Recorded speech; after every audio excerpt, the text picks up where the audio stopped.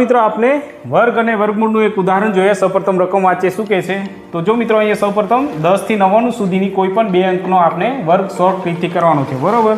તો જો મિત્રો અહીંયા 94 નો વર્ગ છે તો આપણે સૌપ્રથમ શું કરીશું, પ્રથમ અંક એટલે કે 4 નો આપણે વર્ગ કરીશું। શું કરીશું? વર્ગ, બરોબર। તો 4 ચોક કેટલા થશે? 4 નો વર્ગ તો 16, બરોબર।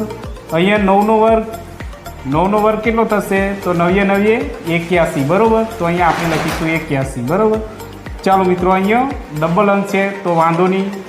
તો હવે આનો ગુણાકાર કરીશું। 9 ગુણ્યા 4 ગુણ્યા આ વર્ગનો પણ ગુણાકારમાં સમાવેશ કરવાનો છે, બરાબર। 9 ચોક 36 ને 36 દુ 72, બરાબર।